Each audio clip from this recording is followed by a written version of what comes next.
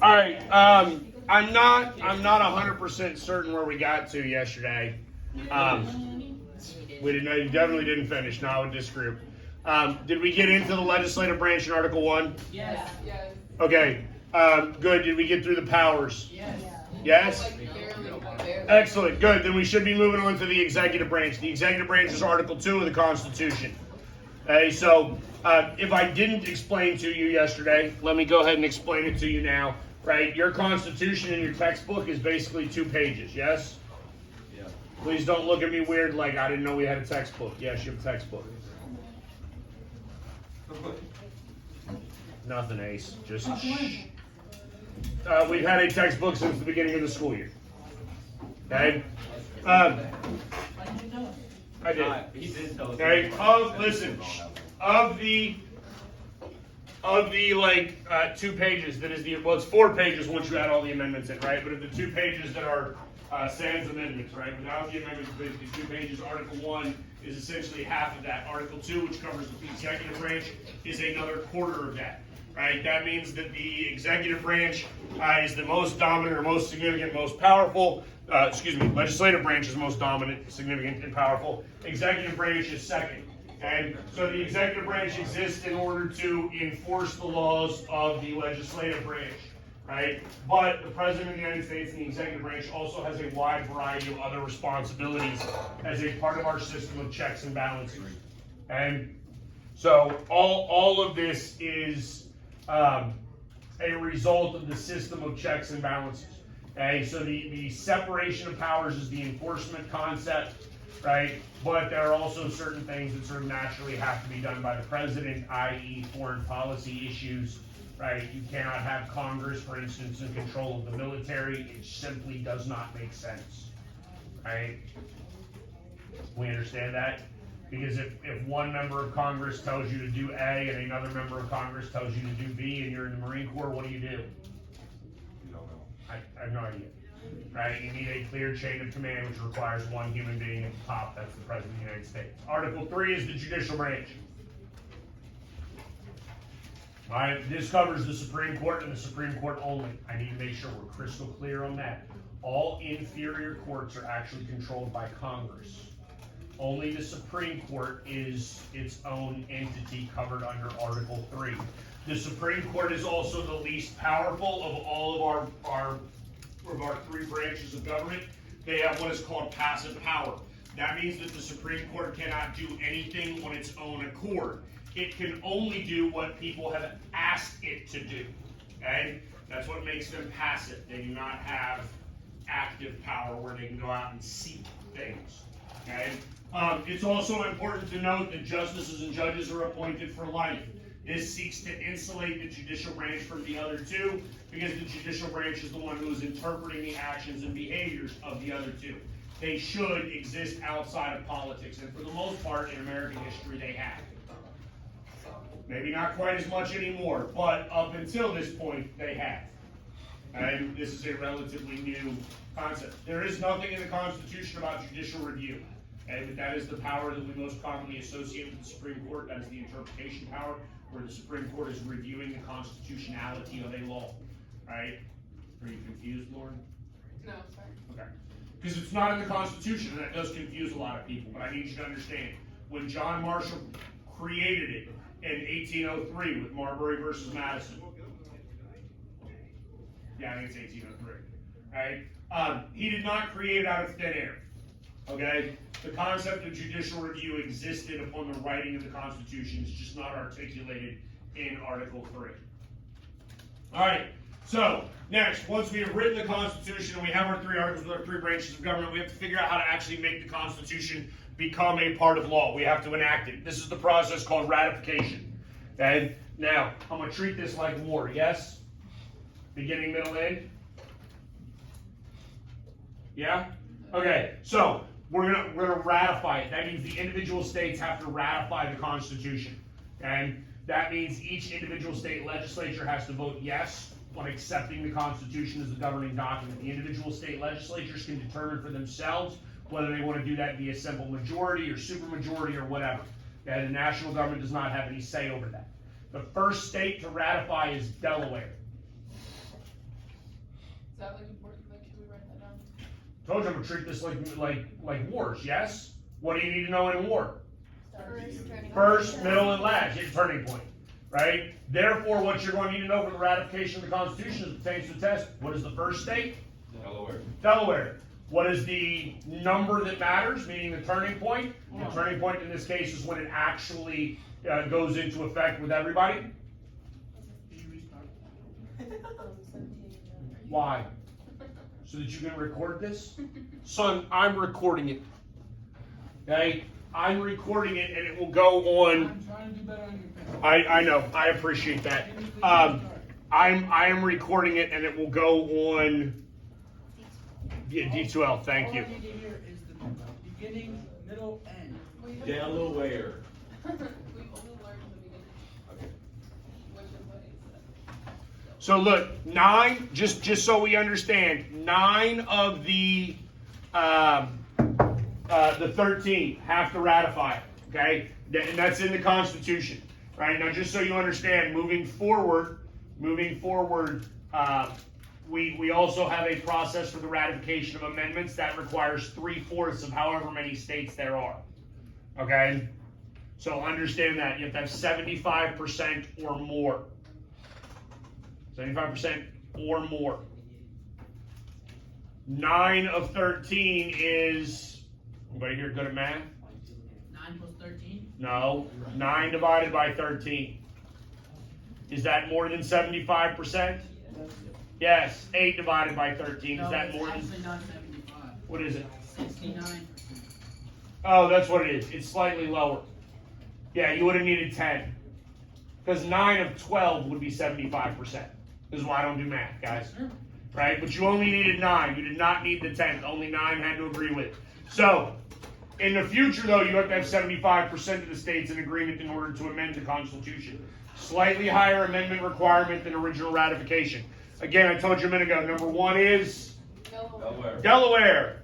Number 9, because that's the one that actually matters, New Hampshire. Okay? Number 13 is Rhode Island. So they all accepted it? They do eventually. And it's important to note that they all do eventually, because the reality is we probably would have run into some significant issues, right? Because if we go back and we remember when we created this the convention, what was the issue in the convention? Nobody agreed on anything. No. To get the Articles of Confederation amended, everybody had to agree on something, right? So when we showed up for this convention to fix the Articles of Confederation, could we fix them? No. Why not? Rhode Island. Rhode Island didn't show up. So we couldn't get unanimous consent, period, because one person didn't come, right? Because the last two accepted it. Well, and so then that's the thing, because now that's really the question, right? Rhode Island didn't show up in the first place, and now, if Rhode Island hadn't have eventually, and I say eventually, they did it in 1790, right? So it's not like they were somehow living under this government that they disapproved of for a long period of time, and that's not really accurate. Okay? But they do go ahead and ratify it, and it is significant because it ensures that we don't have any conflicts over, hey, whoa, bro, I never agreed to this. Okay, so that's worth understanding. Okay, Article 7 does set forth ratification rules. There are 7 articles. That's worth noting.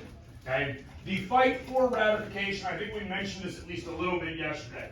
Right, is going to ultimately lead to the creation of the first 2 political parties in the United States. Okay? And I care about this in my U.S. history class. I'm going to be honest with you, I don't care about it next year in government. Right? I don't really care about the original creation of political parties because in government we'll cover political parties as they exist today. But these are our first 2 political parties. And we have the Federalist Party. Federalists are the people that are in favor of a stronger central government. Now, I need you to realize, right? How many people thought the Articles of Confederation were working? Nobody. Right? Nobody. So I need you to understand, just because the Anti-Federalists were not in favor of the Constitution does not mean that they did not recognize the need to fix the Articles of Confederation. They did. They absolutely understood that. Okay? They just didn't like the document that was written. Right? They want a stronger central government. They want federal control over the economy. They want property rights. And understand that the Federalists are elitists. And in fact, our government was really created as a system of elitism, essentially from the very, very beginning. Okay. Now we'll talk about that as we move forward when we get into like early presidencies with Thomas Jefferson and James Monroe, and whether or not they're actually men of the people. Andrew Jackson, same concept.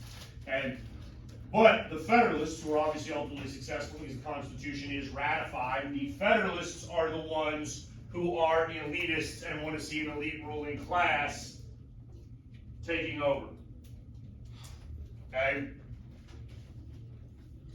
The Anti-Federalists, just so we understand, the Anti-Federalists, first of all, don't ever be anti-anything. You understand that? Because that's just negative. It's bad. Right? You take like probably arguably the most controversial aspect we have in America today, yes? When you look at abortion, is anybody anti-abortion? No. No, what are they? They're pro-life. Oh, right? Is anybody like anti-life? No, they're pro-choice. Right? We're all positive here. Nobody wants to be negative. And the Anti-Federalists will actually figure that out relatively quickly. And conceptually, when we talk about the first original political parties, it really isn't the Federalists and the Anti-Federalists. It's the Federalists and then the Democratic Republicans. That's the other party that we actually have. Okay? But then there's federalism, right? well, no, the Democratic Republicans basically just dropped the term Republican by the time we get to Andrew Jackson, and then we don't have, well, we actually go for a period of time in which there's no party except the Democratic Republican Party. Then they just drop the term Republican because that's too much of a mouthful anyways. Then we go for a period of time where it's the Democrats and the Whigs, and then we put the creation of like the modern day Republican Party with Abraham Lincoln. Okay, but that's much further down the road than what we need to go right now. All right, the Anti-Federalists want more power at the states. Again, they understand the Articles of Confederation has to change. They understand the Articles of Confederation needs to be modified. We've got to do something better. But, right, they still want the balance of power to favor the states. Okay, they want more rights than just property rights, right? And they want sort of the economic concepts to be run by the people, right, rather than sort of the elite economic aspects. Okay, so what ultimately ends up, okay, so more fundamental issues, right? Representation, who's being represented, how are they being represented? That actually goes back into the Virginia plan and Jersey plan that we talked about yesterday, right? Tyranny, I do need you to understand this. This is a basic concept. When our founding fathers created this country, that's what they were afraid of, yes? Have we already had this conversation? Good, okay? Fear of tyranny is the ultimate thing. And I need you to understand, the Anti-Federalists absolutely believe that this new government could become tyrannical. Okay? It's also important to note that democracy can absolutely become tyrannical. You can vote your way into tyranny. You absolutely can. Okay? Alright? Anti-Federalists want representatives who shared the same financial interests as those they represented. Right? They don't want this concept of elitism that the Federalists want. The Federalists want elitism because they thought the elites were better suited to sort of promote the general economic interests of everybody involved. This gets into concepts about like sort of modern day or current governmental concepts about like trickle-down economics and economic theory and how economic decisions are made. Okay? The Anti-Federalists, right, they feared a tyranny of the sort of wealthy, right? They thought we would have tyranny of the elite. I do need you to understand, though, that the Federalists were equally afraid of tyranny. They were afraid of tyranny of the majority, though, right? Meaning tyranny of the masses, and specifically masses who were uneducated and were unprepared to, rule in a manner that was beneficial to all, right? Anti-Federalists want a weaker national government, right? More specific enumerated powers, right? Meaning named powers, those things that the government can't do anything else. They want a Bill of Rights. The Federalists want the stronger central government, right? Ultimately, as we get through this, right, we've ratified the Constitution. What's the next thing that we need to do? We got to start electing people, yes? All right, so in 1788, we wrote the Constitution in 1787, right? We're gonna sort of begin the ratification process. In fact, I think we finished the ratification process in 1788. I believe, yeah, New Hampshire will ratify it in 1788, right? So we hit that ninth state in 1788. We're gonna have an election in 1788 in which we're gonna begin to decide who is governing. Okay? Now, if we go back and we look again at the Articles of Confederation, the Articles of Confederation have an executive. Was there some sort of president under the Articles of Confederation? No. Right? Now we're going to have an executive. Okay? And I need you to understand, if tyranny is to come, okay? If tyranny is to come, it is most likely going to come in the form of the executive. Okay? Because the executive is going to wield more individual power than anybody else. Now, understand, again, the system that we created, right? Congress has more power than the president. Yes? And I actually drew this yesterday. I'm going to put this back up so that y'all can see it. Right? Because when we talked about the separation of powers yesterday, I want you to understand nothing is equal about how we're doing. Right? If this is the amount of power that Congress has, right, that would be the amount of power of the president, right? And that's the amount of power of the Supreme Court. Got it? And now what we do here is we then divide this in between the House and the Senate, right? Because we understand exactly how much power we're putting into the legislative branch, yes? And now, we don't have anywhere close to these numbers back then, but if we look today, right, we have 435 members of the House, we have 100 members of the Senate. Yeah? One president. Okay? So now you realize you begin to sort of dilute all that power amongst the individuals, right? The presidency is probably where tyranny would be most likely to be found and most likely to be enacted, yes? So, who do we go get? Washington, right? And I need you to realize this. In 1788, did George Washington want this job? He didn't. The man did not. He didn't want to be president, right? He didn't even really want to be in like the Constitutional Convention, right? He went because everybody respected him and they thought that he would like command that respect and people would like sit down and listen and do things civilly because, you know, he was a leader. He is the national war hero who is responsible for America even being a country in the first place. And Washington runs unopposed and Washington runs without party. Okay? And I need you to understand that because Washington will be the only president in the history of the United States of America that did not have a party, officially. Anybody want to venture a guess as to which party he would have been a part of?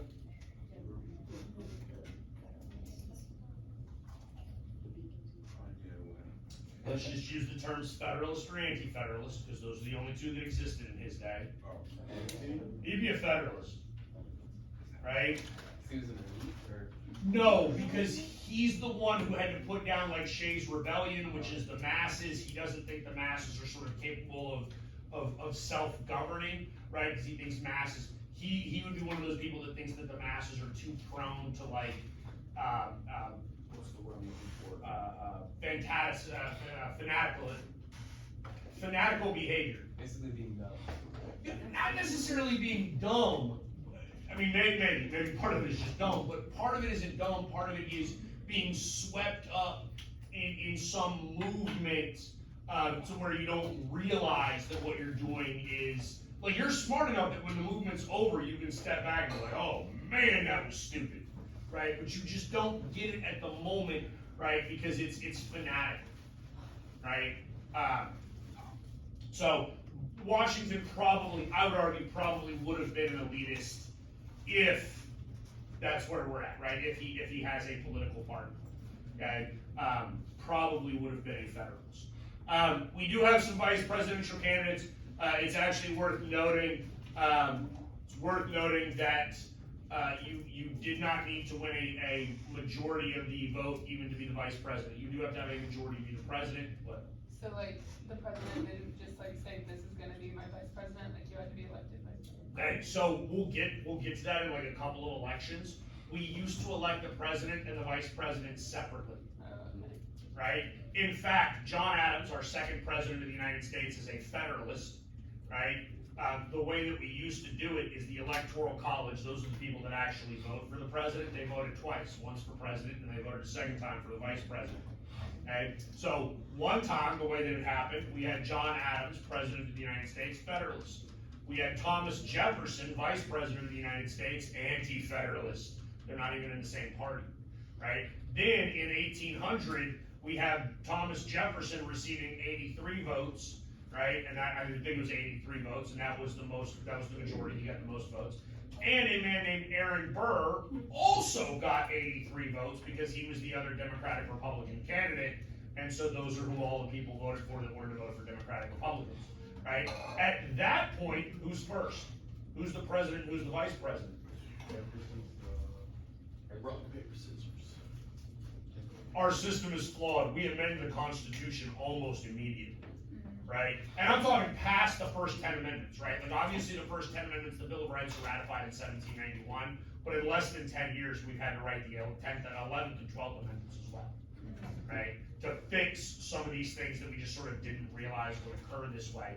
And so then we have candidacies that are together, right? You're voting for a ticket of president and vice president. And next year in government, you'll understand sort of the significance of that. That's one of the few things where the vice president matters. John Adams becomes the first vice president in the United States history, and he's actually on record as saying that the office isn't worth a warm bucket of spit, okay? It is my dream job. That's all I want to do in life, is be vice president of the United States. So do anything. You don't do anything. $200,000 a year to not work. Sounds good by me. That is the American dream. By the way, you get your own house too. You don't live in the White House? No, president lives in the White House. The vice president lives in one observatory circle. It's actually a beautiful house. It has a pool. I wouldn't want to live and work in the same You get a place. sweet jet too. We get Air Force too, Yeah. right? But interestingly enough, you pay for it.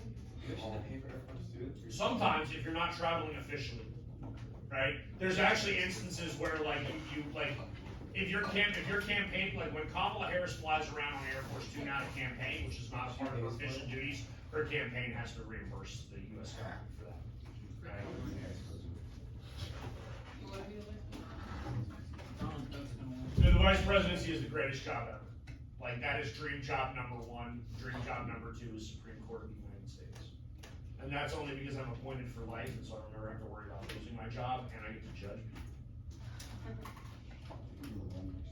That was. For vice president?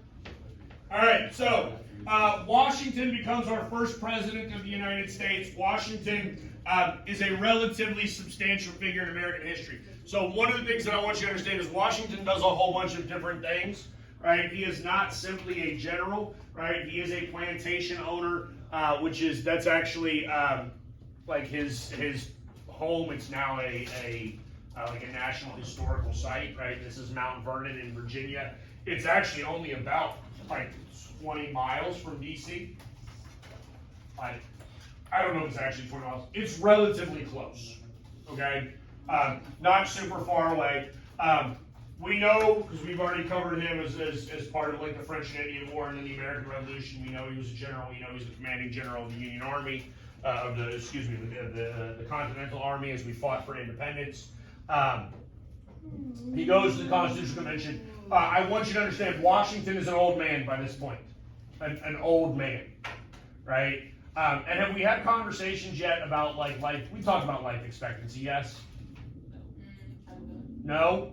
A little bit? Okay, so listen to me. I need you to understand, because I always have students that are like, life expectancy in the 18th century was like 36 years old. Like, Washington's just super weird because he lived to like 80. Is that true? No. Well, I don't know. Was life expectancy like 40 back then? Yes. Oh. Right? Do you know how life expectancy is determined? How old the average person lives, right? If Washington dies at age 80 and I have a newborn and that newborn lasts 2 months and it dies, right? What's the average age of death? 40. Okay? Yeah, listen, like once you hit adulthood, even back then, you lived a long time. Okay? Like, lots of people didn't make it out of infancy, right? Or their early toddler years. Alright, that's what skews that number drastically. So just understand that. So Alright. he did live to like 80? He was born in 32, Didn't know it's, Like 1805. so oh. Dang, he's old. I thought did it was 1805, is that when he died? I don't think he lived to 80, but just so you understand, John Adams and Thomas Jefferson, right, two of our other founding fathers, they both die on the 50th anniversary of the signing of the Declaration of Oh, Independence. yeah, and they were like, And so like, I think Jefferson, so it's the 50th anniversary, Jefferson was in his early 20s, I think Adams was in his late 20s when we signed the Declaration of Independence. So you're talking about guys who lived into nearly 80 years old, yeah. right? It wouldn't have been that outside of the realm of possibility.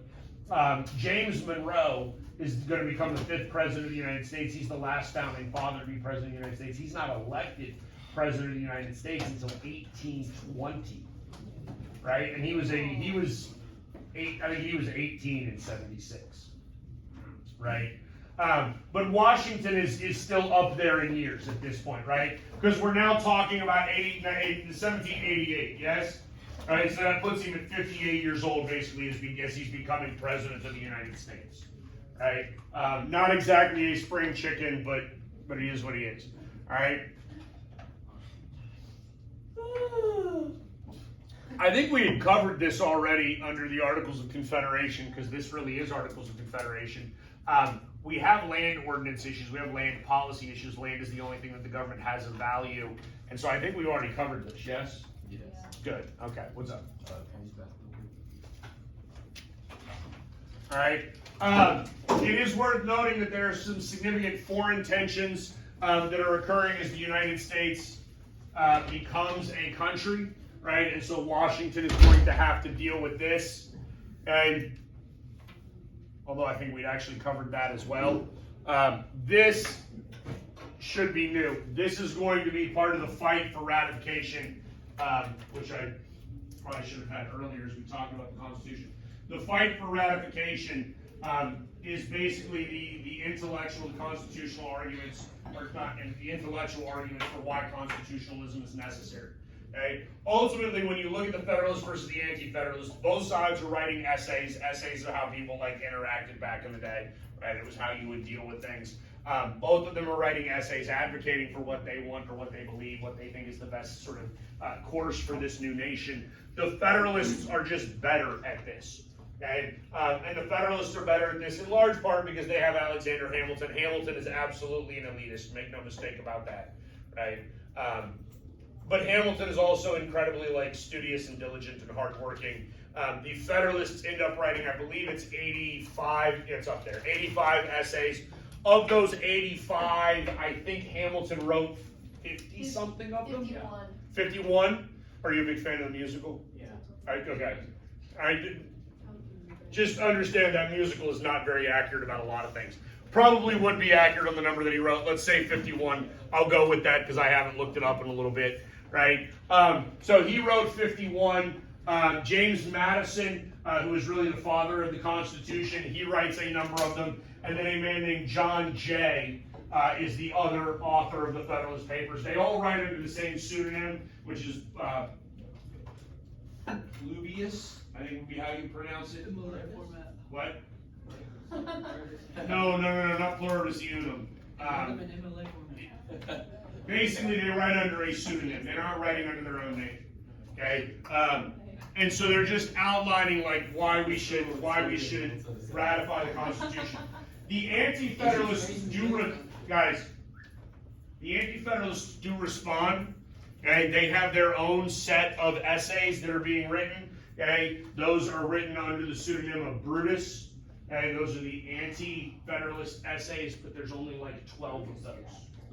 Okay, so when it comes to the amount of arguments being made, the Federalists are significantly more diligent and studious, and they put out more. Right? I'm going to tell you the 3 names again because that's probably a test question. Yes? So can you take my phone out of your pocket and record yourself saying it? No, because I'm already recording this, son. Alexander Hamilton, James Madison, right, who was a president who, you know, you could take notes. There's not a law saying you can't. Notes got me 30. Madison. They don't work.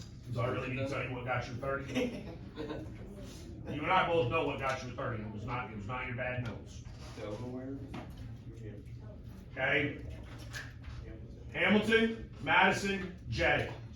Jay was a Federalist. John Jay, yes ma'am. John Jay. John Jay will actually go on to become the first Chief Justice of the United States Supreme Court. Right? Hey, anti-federalists, these are the guys that are opposed to ratification.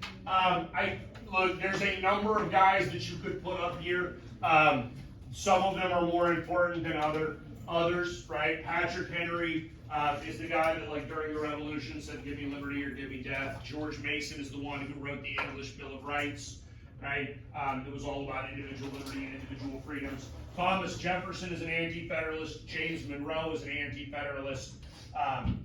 Madison will eventually become a Democratic Republican, right? Even though he is the author of the Constitution and he writes the Federalist Papers, he will eventually switch and become more of an anti-federalist. Wait, wasn't there like a war named after Madison? Like, am I tripping? Or? Madison serves as commander-in-chief during the War of 1812, and we'll get to that at the end. Yeah, we'll get to that at the end of this unit. That'll be on this test in this unit that we're dealing with right now. Right? The anti-federalists, again, they're just less organized, right? Like I said, Hamilton does a great job of writing these essays into the Federalist Papers, and so the fact that Hamilton writes so much, right, lends itself to the Federalist mentality, the Federalist ideology becoming adopted and more prominent. The anti-federalists also have another significant hurdle that they have to cover, right? And I told you a minute ago, you look at even like controversial issues that we have today, right? Is anybody anti today? No, right? When you're talking about government, like, you need to be for something, yes? Right? Like, Donald Trump is not anti-immigrant, he is pro-border security, right? You have to be for things. You have to have a plan moving forward. What is the the anti-federalist plan? We don't have one. We just don't like that idea. Okay, but this is the problem, right? And I need you, because this goes into some psychological aspects, yes? We all know now the Articles of Confederation is flawed, yeah? Here's an idea. The only idea we have. Right? The Federalists say, let's try it. The Anti-Federalists go, nah, we don't want to do that. But they don't offer a better solution. Yeah, that's the issue, right? They don't offer an alternative, right? So if we know that the status quo is broken, right? Status quo just means the way things currently are, right? If the status quo is broken, then the Federalists give us an option. Hey, let's try this. And the Anti-Federalists go, no, we don't want to do that.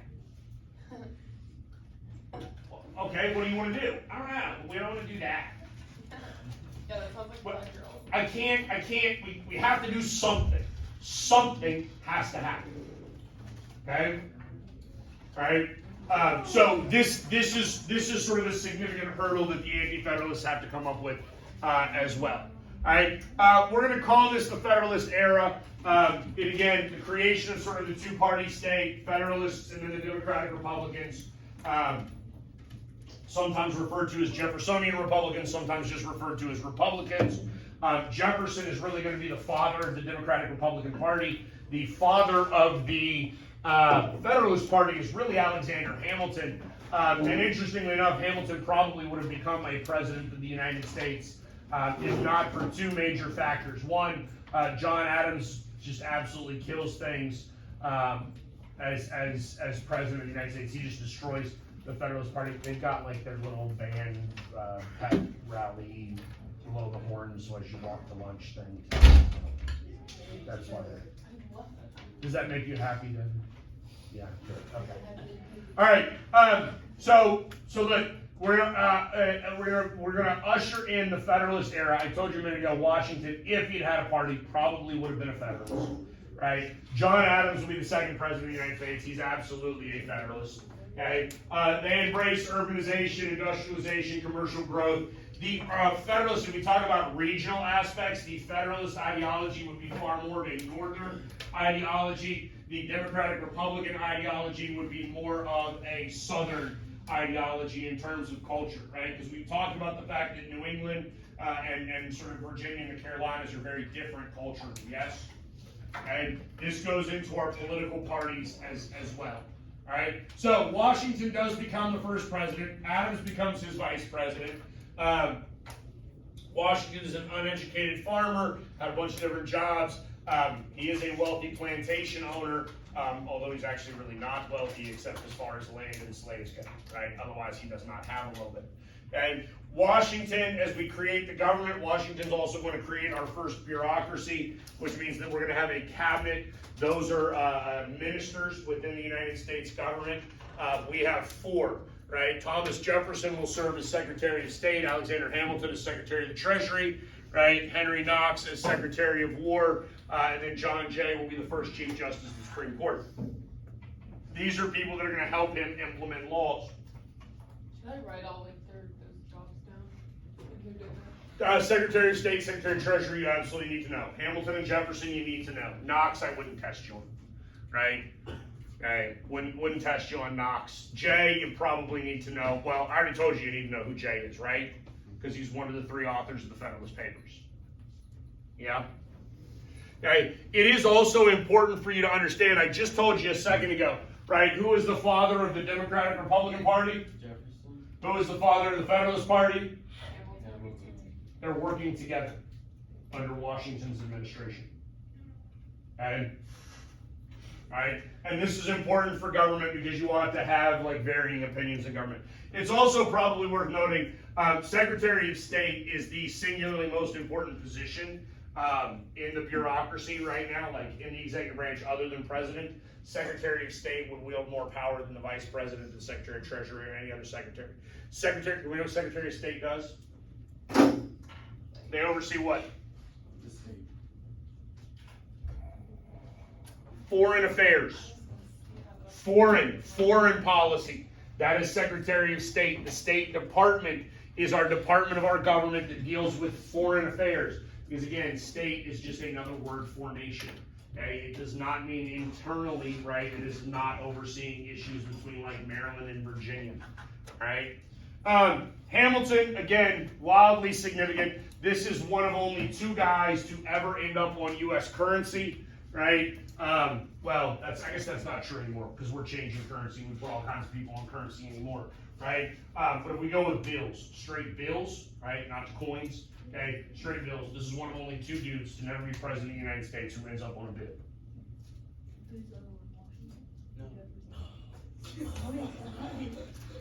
What's a Benjamin?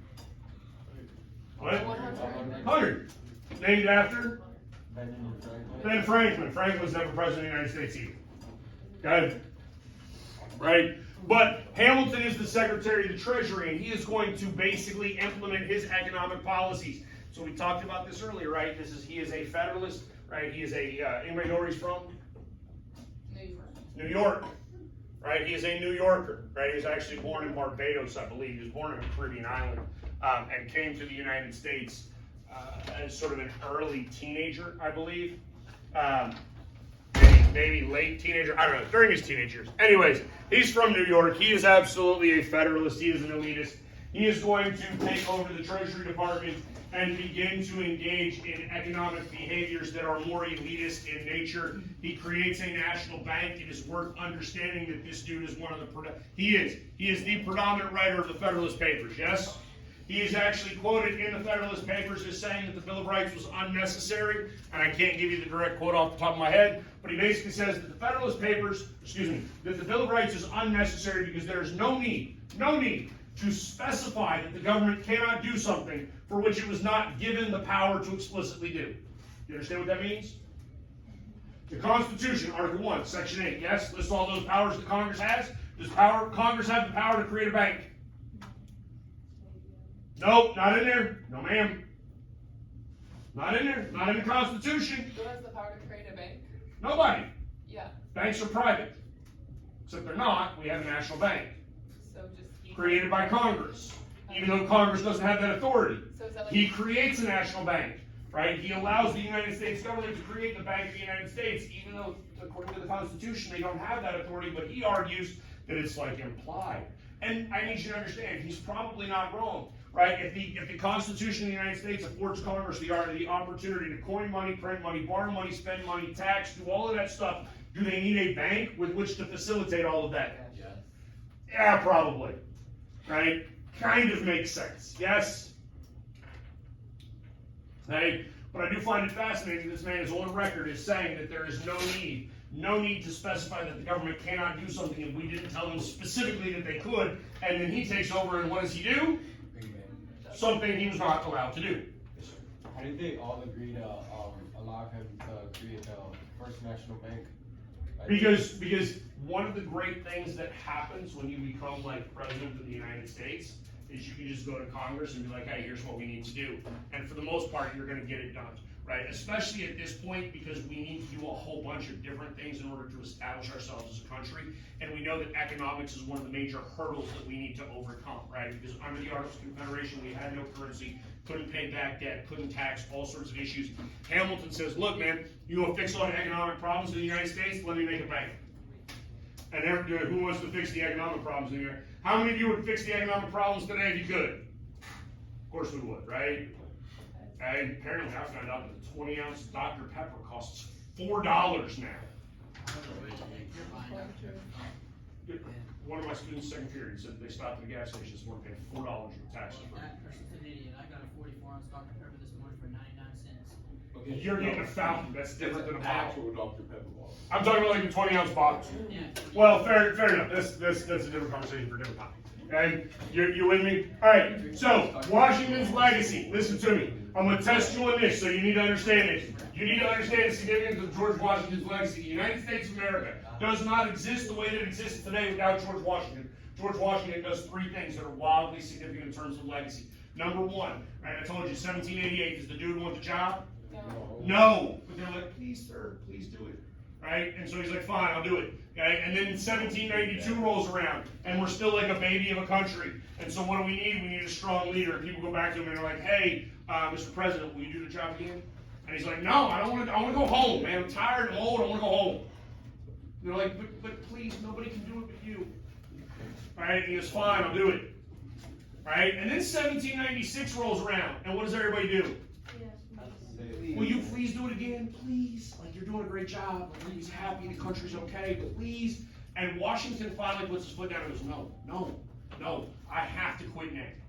Right? If I don't quit, you're going to keep me in this job until I die. And guess what that does?